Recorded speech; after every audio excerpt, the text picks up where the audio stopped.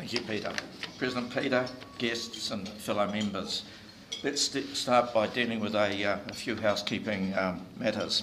Hands up those who missed last week's meeting. Great opportunity now for you to plonk some money in the sunshine box to make up for your absence last week.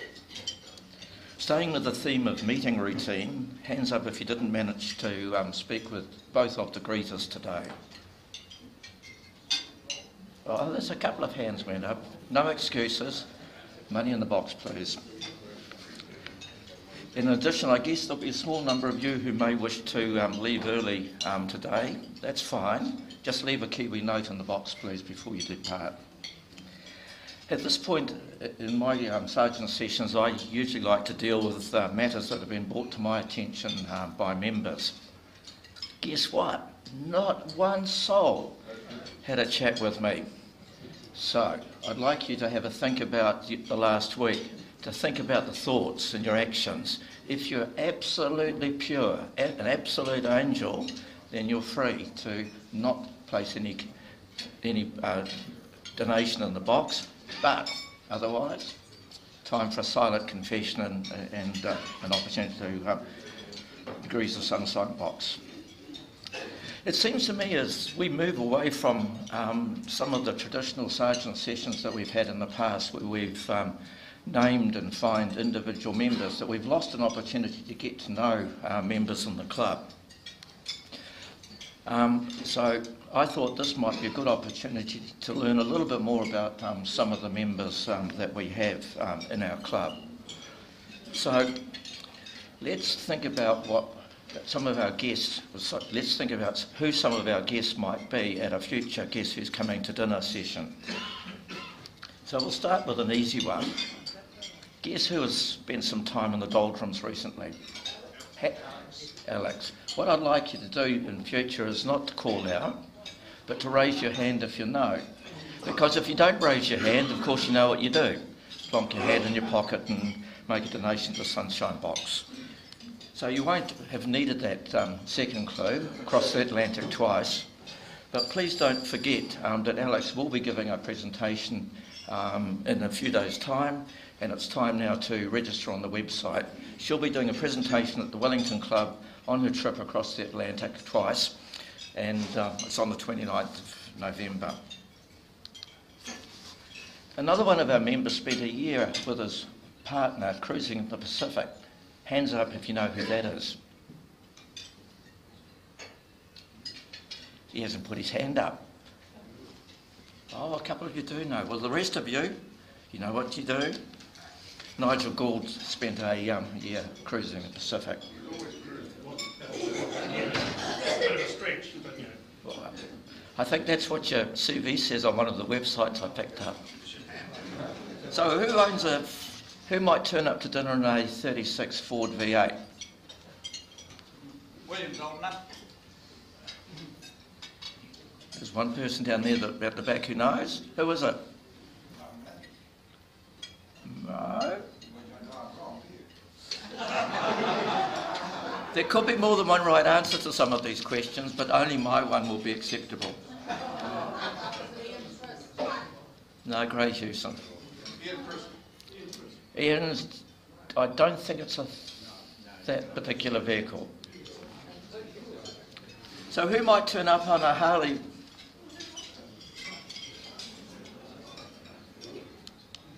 John Bosher. But he only rides, it better be a fine day, because from what I can gather, he only rides his bike on fine days. Who's a model train enthusiast? John Emanuel. John Cook. Who's a ham?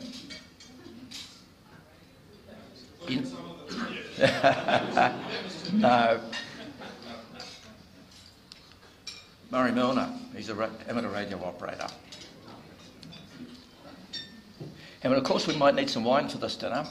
So who owns the Central Otago vineyard? Yep, cover up. And we have a political theme to this afternoon's talk, so I thought I might finish on a Political note, who was shown a red card by Muldoon? I'm not surprised that you know. Francis Weavers, yeah. So lastly, if you've got anything left in your pockets, it's time now to add GST and to clean out the loose change that you might have. Thanks. Thanks, John.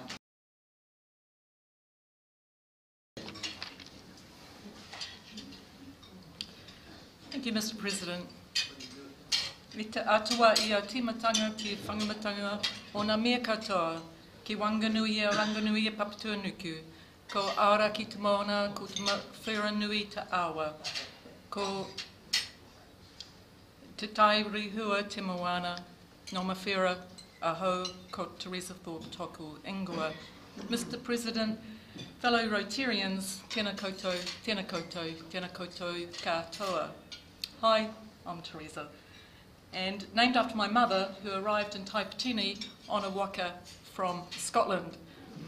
Her piano, a Blutner, arrived much the same time, and it was dropped off a little bit south of Punakaiki on a rugged West Coast beach, where she met a rugged West Coast coal miner and had a rugged West Coast daughter. Many of you may know of the West Coast because of its gold, but others are more likely to have heard about the closure of our primary industries, mining disasters and poverty. I know the West Coast in a different sense because of its towering kauri, stormy seas and burnt sienna silhouetting against Mount Cook's easy breeze. And I stand in gratitude to the West Coast, without which I would not have been an export, and the people of Greymouth, without whom I would not be here today. In many ways, the West Coast determined my life by asking a single question: is there a difference between Frederick, Hayek, Margaret, Maggie, Thatcher, or John Maynard Keynes? So at a tender age, my search for an answer led me to cut my teeth in JCs, and a call to service therefore came naturally. First by managing the National Youth Speaks for New Zealand high school speech competitions, then by introducing Just Say No and Dear youth programs to New Zealand and beyond by working with JCs, principally those based in France, on advocating for the ratification of the 1989 United Nations Convention on the Rights of the Child. We ratified the convention in 1993, we're still striving to implement it. As for my career, it went along two main parallel tracks, but with a multitude of side shoots. The first recognisable career track was in telecoms, traversing the Southern Alps as a teenager in a Drakaroo, trying to sort out transmission links within the New Zealand Post Office Engineers Division, and then marketing smartphone or spot services with the help of an infamous dog on a skateboard, which took me to work for Telecom's National Executive, and from there to corporate finance, competition policy, managing BT's global accounts from Tokyo, and managing regional CEOs as a Vice President and Worldwide General Manager of Unisys, and setting up Vodafone offices from the Middle East to outer Siberia. And then next came another side shoot, which firmed up a second career track, thinking there must be something more to life than an office suite overlooking the Thames, cocktail parties, Ascot, and the racetrack. I retired and went to Cullio in southern France. Because I was young, I liked the light, and I thought I could draw like Picasso. Unfortunately, insufficient sales ended my painting career early, and I returned to Paris, completed postgraduate studies in international law, and having taken the European diplomatic route as a CE, focused my NGO insight on human rights, trade, and the environment. Living in Zanzibar's Sultanate, and dressed every day in flowing gowns and a turban, my work focused on regulating rice, hopefully that it would be fit for human consumption in Africa. That's SPS, sanitary and phytosanitary measures. And that was quite different to a nightlife in Roppongi, as was negotiating trade facilitation routes for antivirals on horseback up the back of the Ogavanga Delta in Botswana, or working with migrants and refugees in the Horn of Africa, or sitting in the United Nations General Assembly or the climate change conferences, the COPs, as a delegate member of small island developing states. In a similar way to my current work with Caritas Aotearoa, Catholic Bishops' Agency for Social Justice, I come to Rotary with the view to advance goodwill and peace, and with high hopes of meeting people from a broad sphere of life.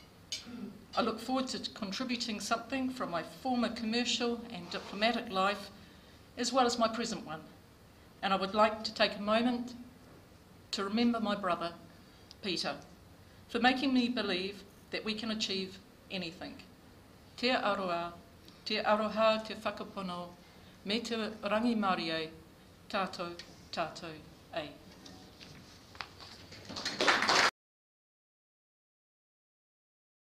President Peter, distinguished guests, fellow members, it's a good opportunity to be able to talk through our centennial with all of the, as Peter said, the royalty here today. And Teresa, if you are not on a committee, I've got the perfect, if you want to think big, this is perfect time.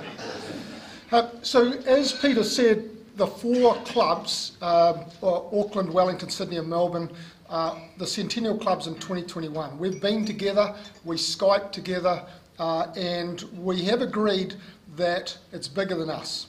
We are the catalyst for the Australia, New Zealand and the Pacific to celebrate 100 years of Rotary and where to next. It allows a rebranding of Rotary, and why we are here with Bill and Lorna and Martin and John is to talk about a history of Rotary, a history of Rotary in New Zealand and some of the national celebrations. So it is welcome to Bill and Lorna and Martin and John, because that will help leverage this up to a national and international perspective. So coming into, and on your tables I've put a flyer that gives a whole lot of the detail of the Centennial, but in summary, the flagship program that we're all committed to is we have branded Rotary Give Every Child a Future. It's in conjunction with UNICEF and the Asian Development Bank. It's a $23 million US project to immunise 100,000 women and children across the Pacific over the next 4 or 5 years.